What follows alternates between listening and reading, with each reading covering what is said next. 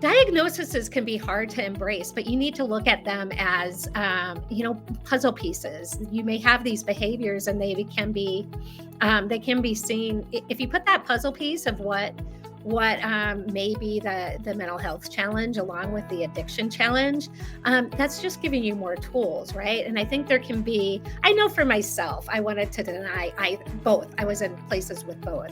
I wanted to deny having mental health, and then I wanted to deny having addiction. And I really had, until I embraced both, I would not have recovery. You're listening to the Recovered Life Show, the show that helps people in recovery live their best recovered lives. And here is your host, Damon Frank. And welcome back to the Recovered Life Show. I am pleased to be joined today by recovery coach Michelle Rowley. How you doing today, Michelle? Good. How are you? I am doing great, and I'm so glad to have you on today. We have kind of an interesting topic, and I think so many people are dealing with this in recovery, Michelle, that I was so excited to have you on to really kind of peel back the onion on this. And it's all about co-occurring disorders in recovery, really identifying and addressing mental health issues alongside addiction. Michelle, this is what you do. And I know you have a whole special room, a whole special group coaching meeting that goes on in Recovered Life.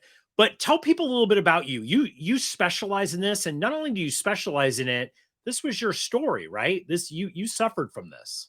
Right. Yeah, and I'm still in recovery for both. I like to see it as constant recovery, right? Yeah, I have co-occurring disorders, and my co-occurring, I call it a co-occurring recovery date, is February 1st. So it's coming up, and it'll be my 10 years because I began like an integrated treatment of this journey in 2013, February 1st. And so a bit of my story, I had two previous times of sobriety and recovery. Back in 2003, I got about 3.5 years starting from that date. And I think 2010, 2.5 years. But both those time, I wasn't treating both the co-occurring. And I also was misdiagnosed. I was diagnosed as major depressive disorder instead of bipolar. So through those things, a little bit of my story kind of is some of the things you hear a bit in the rooms or outside of the rooms. I had my experience in 2003. I was on medications, heard one person that told me, only one out of every, I don't know how many other people in AA I was surrounded with, that said I wasn't in recovery if I was on medication. So I went off my medications. So therefore I wasn't in mental health recovery, right? I was just staying abstinent and working the steps in a different frame of mind. So then the second time around, I was treating both, but wrong diagnosis. So in 2013, I went to Mayo Clinic and I got a proper diagnosis they had me go through. But the only way they could do that was from looking at my times of recovery in the past, because they could see, we could identify where I had hypomanic periods and the depressive periods and how they fell. And that so happened to be able to do that because of recovery dates. So it's the misdiagnosis really harmed me in terms of recovery, but it's that chicken and egg thing. It was a little easier to diagnose me once I had those periods of sober time. Yes. And you know what? This is why I really want to do this show today, because you mentioned a couple things that were just gold in there. And I want to kind of dial back a little bit and talk with you about some of those specifics. One of which is that this whole double recovery thing. And, it is a very chicken and egg thing, because we were talking about how many times that undiagnosed mental health disorders happen in the rooms of recovery, in peer support, and they go undiagnosed, and it's lumped into, well, that's just alcoholism. Even if they're sober, that's just alcoholism. It's a character defect. It's this, it's that, it's the other thing. You hear these words a lot, right? But actually, it's a mental health disorder that's going on. There's something else that's going on with the person. And then the double message that some rooms, not all rooms, but some 12-step rooms will give, where you're not sober if you're doing any kind of mental health treatment that takes drugs, right? So I love that. Can you talk about, like, you talked about how you separated that out. You know, how damaging was that for you to walk into a 12-step group and hear that? Which, by the way, like, I know AA and NA, that's not their policy, right? These are Right. people that are in these individual groups that are saying this. This isn't the group itself, just to be clear. How damaging was that? I mean, that must have really set you back to hear that you've worked so hard to recover and now they're saying you're not in recovery. Yeah, yeah, it really did set me back, but there was also this. I didn't want to be diagnosed with co-occurring either. So hearing the one person say that was sort of like, all right, I'm just an alcoholic. But it incredibly set me back. It kept me from being able to do recovery work for my addiction issues because I wasn't addressing my mental health. And yeah, it was an entire setback. And yeah, and looking back, I got a little resentment towards that. I also have a little resentment towards the the medical people too because I was misdiagnosed for so long. So, yeah, yeah. Yeah, it's weird because I think in the rooms in 12-step groups, there's a lot of misinformation about mental health. And then in the doctor community, I find, just my opinion, guys, I find there's a lot of misinterpretation and really not any knowledge about addiction, right? So you have these two things battling constantly. Let's go back a little bit and really dive into what a co-occurring disorder is, right? Because it could be a lot of different things. How do you define a co-occurring disorder if you're in addiction? What is a co-occurring disorder? Sure. I think it can get to be a lot. You have the term comorbidity, and then you have co-occurring. But as I approach it, I approach it as a co-occurring being a mental health challenge, and then on top of that, an addiction issue. But it could be codependency as well. We have codependency rooms in the co-occurring disorders clubhouse. So yeah, I primarily kind of look at it that way. The addiction and the mental health. And then I know that there's in 2019 it was estimated that there's 9.2 million people who have co-occurring disorders. 2014 it was 8 million, I believe. So who knows what it is while we're in the pandemic and whatnot. And again, it's a chicken and egg. Is some of it may be brought on by addiction, but I know I was born bipolar for myself. So hopefully, yeah. Yeah, I mean, I know, I think that's so helpful because what happens is that I have seen a lot of people here, and this is I won't even want to be a little bit more specific about this, Michelle, because this is where I see it in the recovery business, right? And you're a recovery coach, you're a peer support expert, you're a co-occurring disorder expert in that peer support. Like, you really understand this well.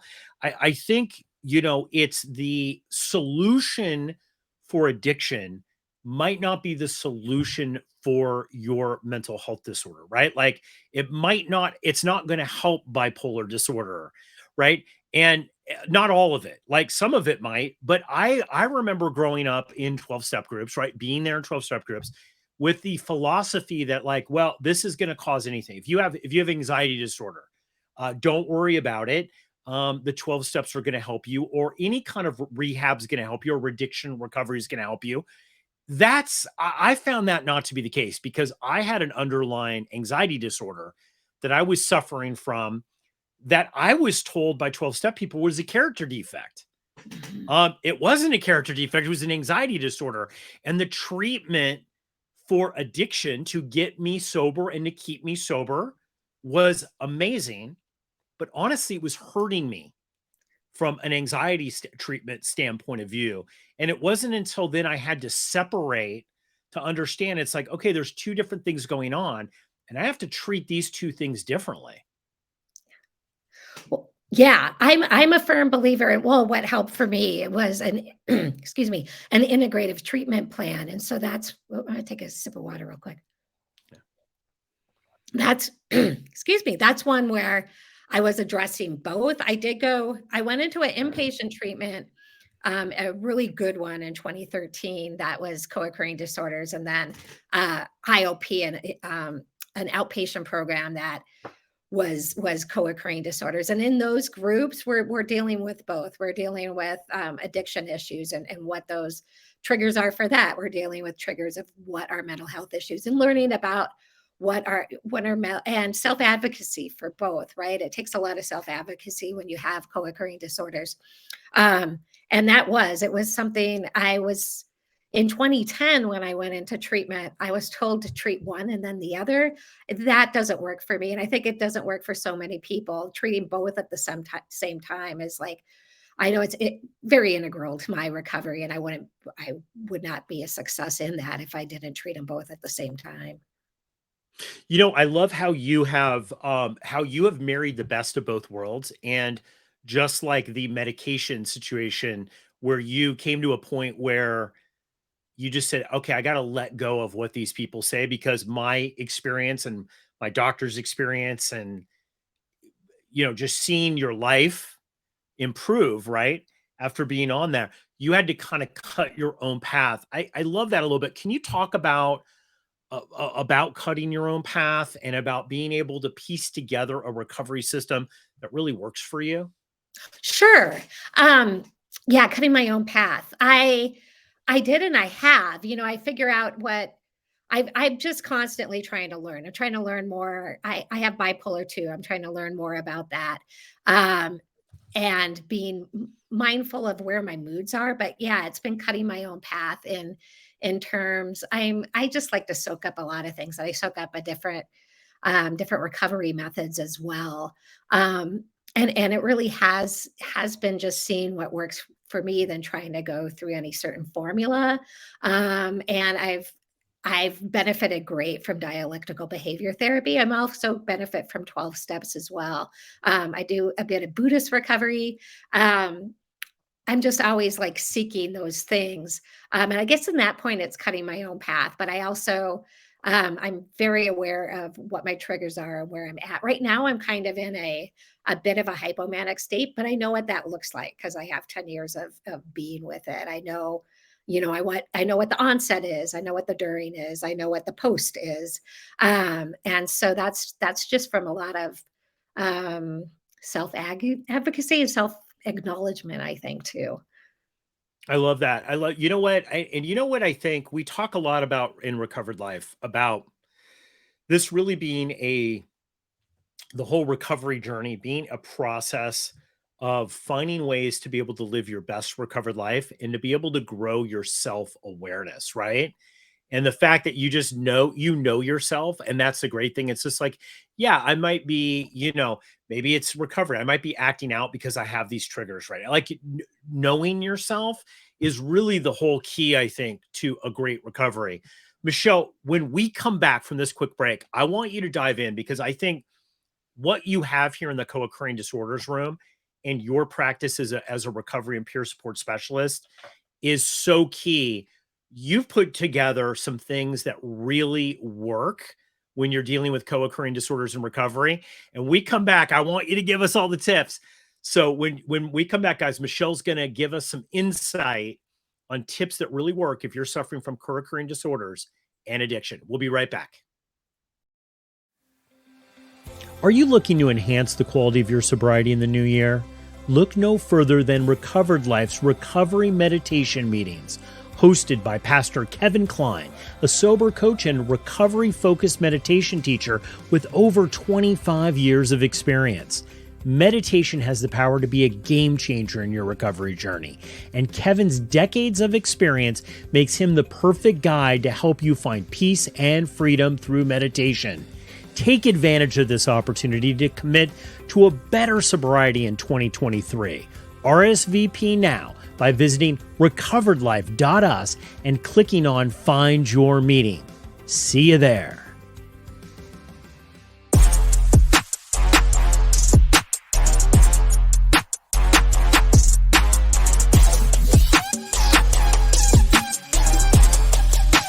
You're listening to the Recovered Life Show. And we're back with recovery coach Michelle Rowley. We're talking about co-occurring disorders in recovery.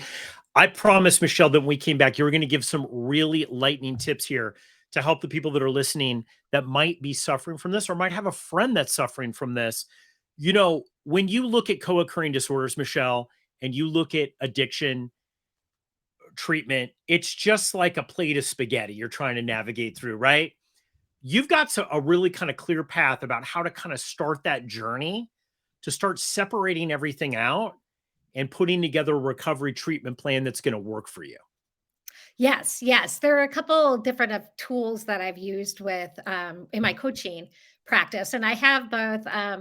We still silo things even in modern times. I live in Minnesota, and so there's a peer support um, qualification for people that work with mental health challenges, and then a peer recovery for people that work with substance use. So I have this education in both. And so what I do is I try to bring that into a co-occurring aspect and really use, self-assessments with people where they can identify what their strengths are. One of them is a wellness recovery action plan that comes from a mental health standpoint. You kind of define what your hope is and what kind of tools you have in your toolbox, and what things look like before a crisis, during a crisis, post crisis in you when it comes to mental health relapses. And then the same tool that I use for the substance use recovery is a recovery capital plan. And it's kind of the same thing, but just a little bit, it asks more questions in self-assessment. So I've made an approach where I meld those and like work with both in a co-occurring manner. And I've found it really empowering for people to take it from that standpoint. I think it is empowering. And I want to ask you, what do you think the worst mistake that people make if they're sitting there and they're, maybe they're going to meetings and they're doing the deal, but the recovery that they're seeing other people have with the work that they're putting in it's not translating for them, right? And they know that maybe something's going on. What do you think that the number one mistake that people make that might be suffering from a co-occurring disorder that are in addiction treatment do? Denial, maybe? I would say that the number one thing that I've found is diagnoses can be hard to embrace, but you need to look at them as, puzzle pieces. You may have these behaviors and they can be seen if you put that puzzle piece of what may be the mental health challenge along with the addiction challenge. That's just giving you more tools, right? And I think I know for myself, I wanted to deny both. I was in places with both. I wanted to deny having mental health, and then I wanted to deny having addiction. And I really had, until I embraced both, I would not have recovery. I just struggled. I struggled within the 12 steps. I spent 2 years trying to do them without acknowledging mental health and couldn't. And then I spent some time going to mental health groups and then going home and drinking. And so I think the number one obstacle is the denial of both disorders. That's where I see with people I coach, it's the same thing that you Yeah, really have to be I think it proactive. is. It is denial, right? It's like I don't want to look at that. The other thing is too is that I've found in working with people that might have a co-occurring disorder that are in recovery, even if they've been able to regain some recovery, right? They have recovery. They're not drinking and using. A lot of the times it's just that barrier. It's like, you know what? I'm already having to deal with the fact that I'm an alcoholic or a drug addict or disordered eater, whatever that is. Now, on top of it, I don't want another label. Like they just don't want another label, right? Like how important is it to like build that community, Michelle, of other people that you can identify with and talk openly with that might be going through what you're going through if you have a co-occurring disorder? Yeah, I think again, it's that empowerment piece that comes across when you accept the diagnosis. It doesn't really have to be a label. It's something, I have bipolar disorder. I'm not bipolar disorder, if that makes any sense. I'm not addiction, but I have an addiction. I know it's been incredibly, I have this group that I've developed online has that's what we do. We go around when you go around in a 12-step program and identify as being an addict or an alcoholic type thing, however you want to identify your substance use disorder. The same thing we do in my groups is, identify as a woman in long-term recovery from alcohol addiction, bipolar 2, ADHD, PTSD, dyslexia. Like those are all things I'm in recovery for that don't really define me, but I integratively work on that recovery every day. And I think it's empowering just to acknowledge it. Absolutely. One of the great things that I think we did with Recovered Life is identify that this was an area that a lot of people are just lost in, right? They're lost. And I see so many people they're lost in 12-step groups and coming in and out. And it really is as simple and as complex as just identifying that there's a co-occurring disorder coming on, because that's where the treatment starts, is when the denial stops, right? That maybe something is going on. One of the great things that we've got is you've got a great co-occurring disorders group within Recovered Life, with just people that identify that are going through this emotional state, that are going through this, that are dealing with this. I want to talk about that. And I want to talk about coaching specifically with someone with a co-occurring disorder, because if ever there were coaches needed for recovery, this would be it. Can you talk about what people could expect if they go to your peer support group on Recovered Life, or coach with you independently? Because I know a lot of people are intimidated, Michelle. They're like, I'm not quite sure I could do this. What will people experience if they go through that process? Well, in my groups, I love the groups on Recovered Life. In my groups, we just talk about different issues. We had one on what does a New Year's resolution look like, right? It may not be, I don't know, the same as somebody who doesn't have a mental health or addiction issue. And we just discuss those. We may discuss tools. I like to use I said before, I was through dialectical behavior therapy. I like to use some of those tools and talk about them, and we can discuss using them in my groups as well. And it all comes upon all those skills we can put into our toolbox, and that's how I work with people one on one as well. The groups are fabulous for support, and then one on one, we kind of get into the nitty gritty of what's going to work with you. And again, it's like that I evaluating first, and then I work with them from there, and maybe ask some questions they wouldn't think about asking for themselves when it comes to integrated treatment. And how important is it to get a proper diagnosis from a medical professional? Because I think so many people will maybe know that there's something that's going on, right? And they'll maybe start doing some online searches, talk to people, start to kind of gather information. How important is it to find that right medical professional that you can deal with to get that diagnosis? Oh, it's very important. I think it's the key to treating your co-occurring disorders is to get that medical opinion. And I just would try to encourage people to do that, to get a proper diagnosis, go through some sort of evaluation that is going to take you through a set of tests, kind of were some of the things I had for especially the ADHD part of it and the bipolar. Like I said, we could identify issues, and I can't do that with a sponsor, right? That's not their place. I have to do that with a medical professional because they're the ones who can do it. And then you can incorporate me for sort of that extra support because it is hard to find mental health support these days. And I love the fact that I can work alongside the professionals. I can't diagnose anybody, but I can work alongside with what they want to work on in terms of their mental health recovery. Yeah, absolutely. And you know what's been so great is I've been in groups with you and have seen your just recovery day to day, and it's amazing. And it's what I really love is that you do the work, right? Like you have really diligent self analysis of you're honest about what's going on with you, and you do the work. Final thoughts here, Michelle Rowley. Anyone who's out there that might be suffering from a co-occurring disorder and addiction, and just is like, you know what, man, this is just an impossible thing. I'm never really going to be able to, have the recovery that I want. What would be your final thoughts for them? Oh gosh, don't give up.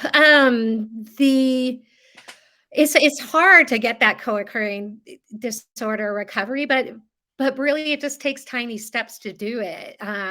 It can be overwhelming. I know how overwhelming it is to have to face that you have both. And we also have to remember that addiction is substance use disorder is in the DSM-5. It is defined as a mental illness. So having that equation too, I think helps somebody go, well, yeah, okay, that's a mental health diagnosis. And I also have this anxiety, bipolar, something else going on. And to just, keep building those supports. There's mutual support programs for mental health as well as there are 12-step groups. There's NAMI has peer-to-peer support groups. So just keep trying that and just build your support system. That would be my takeaway for people. I think that's a powerful takeaway. We're going to put links on how you can connect with Michelle Rowley. You can find out about the Recovered Life Co-occurring Disorders Room, and also reach out to her if you feel you need some extra, some extra advice, really kind of dialing in on a recovery plan that's going to work for you when you have a co-occurring disorder. Michelle Rowley, thank you so much for coming on the show today. Thank you for having me. Keep the conversation going. Join Recovered Life. Recovered Life is a peer support network with direct access to top recovery coaches, content, community, and quality peer support meetings that can be accessed virtually. Whether you're pursuing a 12-step program, not involved in 12 steps, spiritual, agnostic, atheist, or just trying to figure it out, you're welcome here. Sign up today and access unlimited group meetings for only $19.99 a month. And because we know you'll love it, we're offering you your first 30 days for free. Don't wait. Visit recoveredlife.us and become a member today.